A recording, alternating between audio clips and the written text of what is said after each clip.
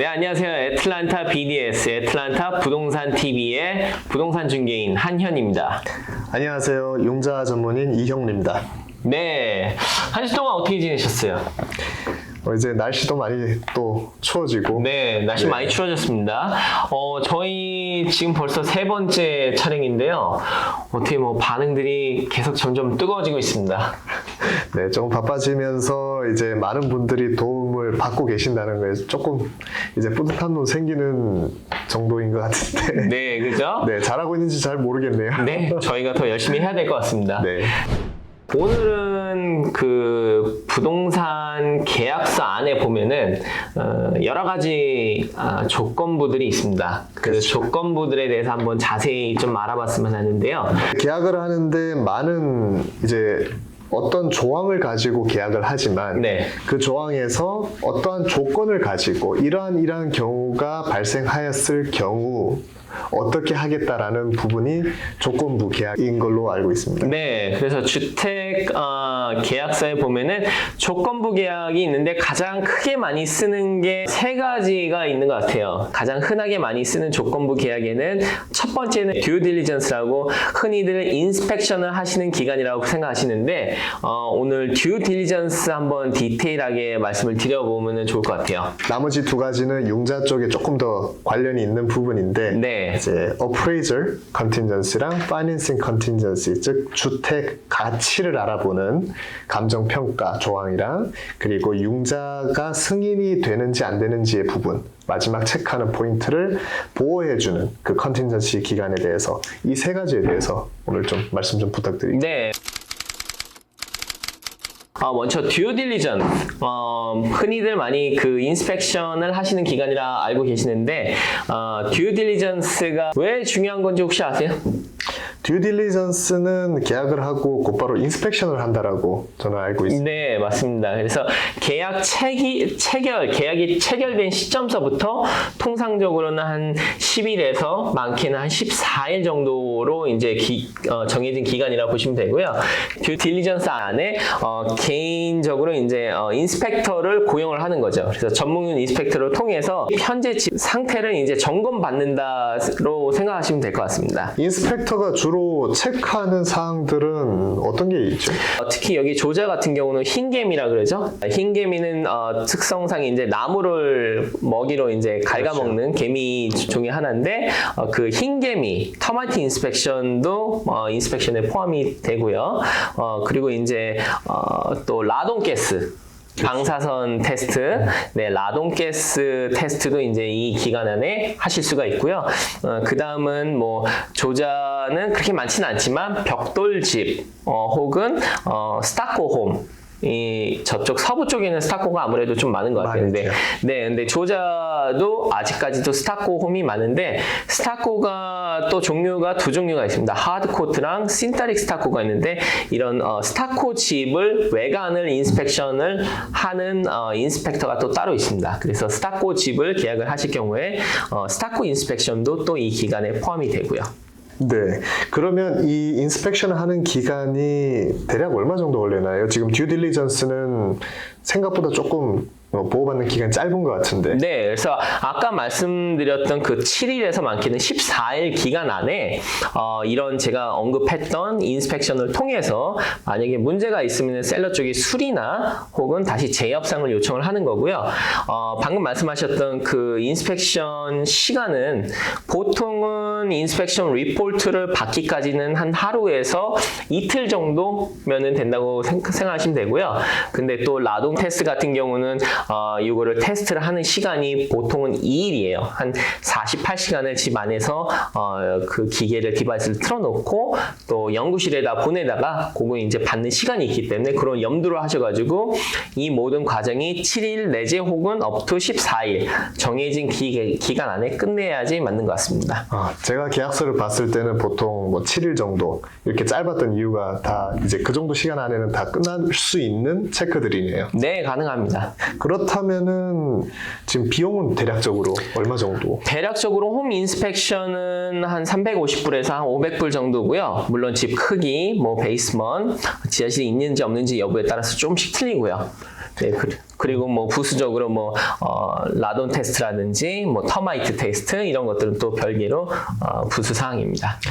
그럼 만약 이 인스펙션 리포트에 네. 구매자가 네. 지금 계약을 한 상태인데도 불구하고 만약에 인스펙션 결과가 네. 조금 우려할 만한 부분이 나온다 네. 라고 하면 계약이 어떻게 바뀔 수가 있나요? 아니면 뭐 캔슬할 수도 있나요? 네, 물론이죠. 그래서 이걸 조건부 계약이라고 그랬잖아요, 저희가. 그래서 이 조건들이 이제 성립되는 합당한 수준으로 성립되는 조건 하에 이 계약이 진행된다 이런 뜻이기 때문에 만약에 이 정해진 기간 안에 뭐 재협상을 통했는데 협상이 안 이루어진다든지 아니면은 집에 뭐 집 상태를 점검 받았는데 생각했던 것보다 뭐 많이 우려를 해야 되는 상태가 좀 안 좋다 하는 경우에는 위약금 없이 해약도 가능하고요. 그 기간을 보호받는 게 듀 딜리전스라는 거죠? 네, 맞습니다. 오케이. 그러면 이제 이 듀 딜리전스 기간 동안 네. 문제 없이 인스펙션 결과만 문제 없으면 다음 단계로 넘어가는 거예요? 네. 다음 단계에서 이제 많이 하는 조건부 계약 중에 하나가 appraisal contingency라고 있습니다. 그렇죠.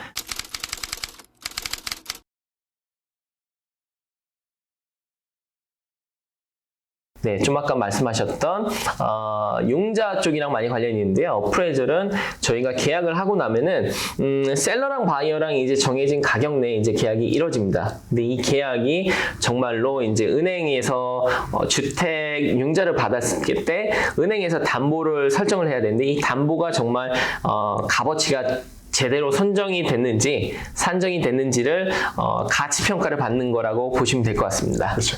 이 appraisal contingency가 구매자를 네. 보호하는 주 이유는 만약에 이 주택 가치를 확인해 본 후에 내가 계약한 금액보다 네. 이 가치가 적게 평가됐을 때 네. 그때를 대비해서 이 컨틴전시 기간을 이제 구매자를 위해 보호를 해둔 거죠. 네, 맞습니다. 네, 그러면은 예를 들어서 만약에 융자 인으로서 가치 평가가 저희 계약 금액보다 못 미치게 나왔다, 좀 적게 나왔다 하는 경우에는 또 옵션이 있을까요?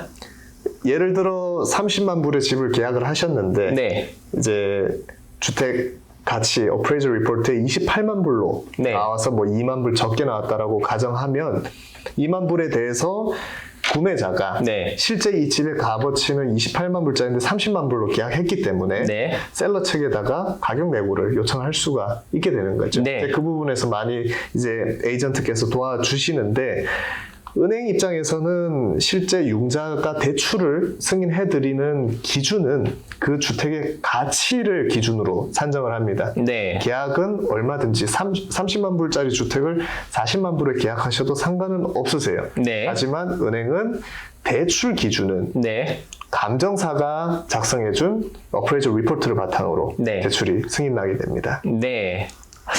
종종 이런 케이스가 좀 있기는 한데요. 방금 말씀하신 것처럼 뭐 감정 평가서를 받았는데 감정 평가액이 계약 금액보다 못 미치는 경우를 그런 경우도 있기 때문에 저희가 이제 기간을 조금 넉넉히 잡는데 보통은 한 18일에서 한 21일, 한 3주 정도 이런 선에서 이제 쿠션을 좀 이렇게 기간을 좀 넉넉히 두는 게 맞는 거죠?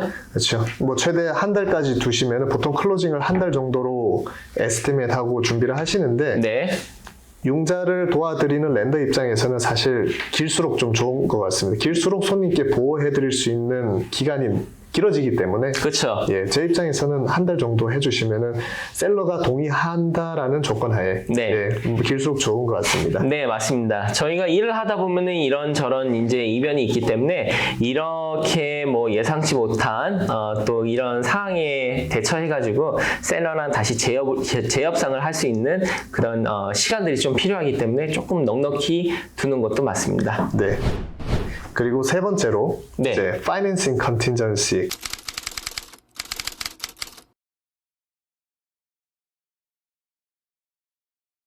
appraisal contingency에서 앞 단어만 바뀐 financing contingency는 말 그대로 이제 대출에 의한 잘못된 부분이 발생했을 경우 구매자를 보호해주는 기간으로 볼 수 있습니다. 그렇죠. 저희가 부동산 계약을 하게 되면은 이제 파이낸싱을 받는 경우에 주택 융자를 받는 경우에 이 계약 자체가 주택 융자가 최종 승인이 받는다는 조건 하에 계약이 이제 성립이 되기 때문에 그 기간 동안 이제 넉넉히 up to 30일까지 보통 한 30일까지를 잡는 게 통상적이고요. 경우에 따라서도 조금 더 짧게 타이트하게 잡는 경우도 있습니다.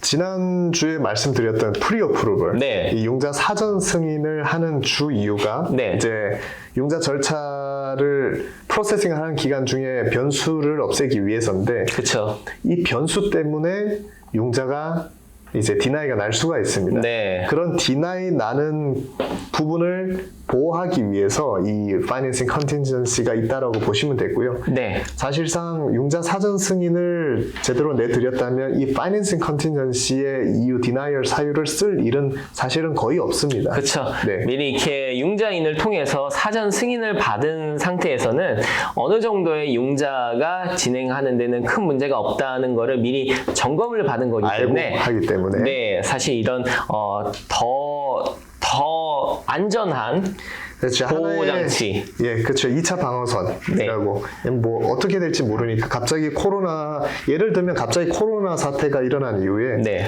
주택 구입하시기로 돼 있으신 분이 정말 안타깝게도 이제 회사가 문을 닫는 바람에 잠시 이제 휴직을 하시거나 아니면은 뭐 레이오프라든지 등등 인컴에 대한 사유가 생겨서 이 파이낸싱 컨틴전시 기간 동안 보호받으시는 분이 사실 계약금을 다시 돌려받으신 사례도 있으셨고요. 네.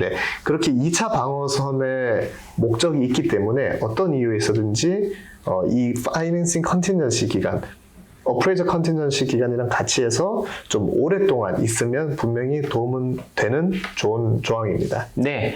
지금 말씀하셨던 듀 딜리전스, 그 다음 어프레이저 컨틴전시, 파이낸셜 컨틴전시 이 세 개가 가장 많이 이제 집, 주택 계약서에 많이 들어가 있는 조건부 계약 조항 중에 하나였고요.